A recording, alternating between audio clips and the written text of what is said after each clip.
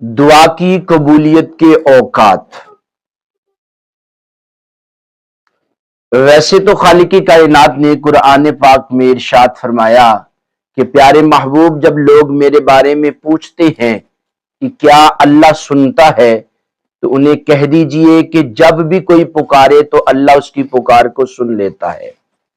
لیکن علماء، اولیاء اور انبیاء کرام نے کچھ مخصوص اوقات بتائے ہیں کہ جن میں دعاؤں کی قبولیت ہوا کرتی ہے۔ سامعین و حاضرین، اگر ان اوقات میں اللہ رب العزت کی بارگاہ اقدس میں دعا کی جائے تو اس بات کا قوی امکان ہے کہ اللہ اپنی بارگاہ میں اس کو درجہ قبولیت عطا فرمائے گا۔ پہلا جو وقت بتایا گیا ہے وہ رات کا آخری حصہ، جس میں رب کائنات کی رحمت انسان کی طرف متوجہ ہو جاتی ہے۔ دوسرا مقام لیلۃ القدر، یعنی شب قدر میں اگر دعا کی جائے تو خالق کائنات اس کو اپنی بارگاہ میں درجہ قبولیت عطا کرتا ہے۔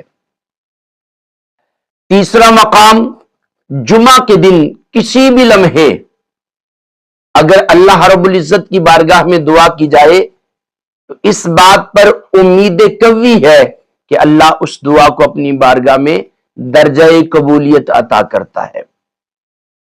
اس کے بعد چوتھا مقام جمعہ کے دن خطیب کا منبر پر بیٹھنے سے لے کر نماز کے فارغ ہونے تک کا جو وقت ہوتا ہے، اس دوران جو دعا کی جائے، پھر اس کے بعد جمعے کی رات میں جو دعا کی جائے، یہ پانچواں مقام تھا۔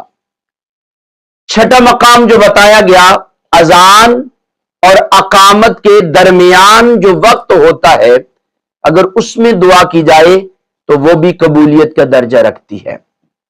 ساتواں مقام جہاں پر دعا قبولیت کا درجہ رکھتی ہے وہ ہے فرض نماز کے بعد جو دعا کی جاتی ہے۔ اس کے بعد آٹھواں مقام زمزم کا پانی پیتے ہوئے جو دعا خالق کی بارگاہ میں پیش کی جائے، اس بات پر قوی امید ہوتی ہے کہ وہ قبول ہو جائے گی۔ نواں مقام روزہ کے افطار کرنے کے وقت میں جو دعا کی جاتی ہے۔ پھر 10واں مقام قرآن کی تلاوت اور ختم قرآن کے موقع پر جو دعا کی جاتی ہے۔ پھر اس کے بعد 11واں مقام جہاں پر دعا کی قبولیت کا قوی امکان ہے، جب امام ولد الضالین کہتا ہے اس وقت جو دعا کی جائے۔ پھر اس کے بعد 12واں مقام غروب آفتاب کے وقت جو اللہ کی بارگاہ میں دعا کی جائے وہ قبولیت کا درجہ رکھتی ہے۔ پھر اس کے بعد جو 13واں مقام ہے، بارش کے وقت جو دعا کی جائے وہ بھی قبولیت کا درجہ رکھتی ہے۔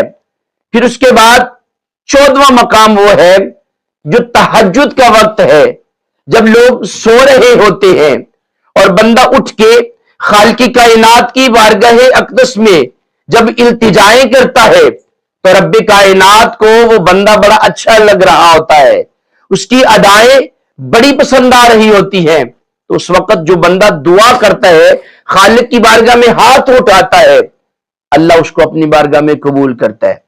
اور جو علماء نے آخری مقام بتایا وہ ہے کہ سفر کے دوران جو دعا کی جائے وہ بھی قبولیت کا درجہ رکھتی ہے۔ سامعین و حاضرین، یہ وہ مقام ہیں کہ جن اوقات پر دعاؤں کی قبولیت کا قوی امکان ہوتا ہے۔ ویسے تو جب بھی دعا کی جائے اللہ اپنی بارگاہ میں قبول کرتا ہے۔ جب بعض اوقات انسان دعا کرتا ہے اور وہ قبول نہیں ہوتی، اس میں کوئی نہ کوئی بہتری ہوتی ہے، یا تو خالق نے ابھی اس کو قبول نہیں کرنا، یا پھر کسی ایسے وقت پہ قبول کرنا ہے جب اس کو اشد ضرورت ہوتی ہے۔ تو اللہ کی رحمت سے مایوس نہیں ہونا، دعا کرتے رہنا چاہیے، کیونکہ دعا عبادت کا مغز ہے۔ لیکن اگر ان اوقات میں دعا کی جائے تو اس بات پر قوی امکان ہے کہ اللہ ان دعاؤں کو اپنی بارگاہ میں قبول فرما لے گا۔ اللہ کی بارگاہ میں خصوصی دعا ہے، خالق کائنات ہماری تمام دعاؤں کو درجہ قبولیت پیارے نبی کے صدقے میں عطا فرمائے، آمین یا رب العالمین۔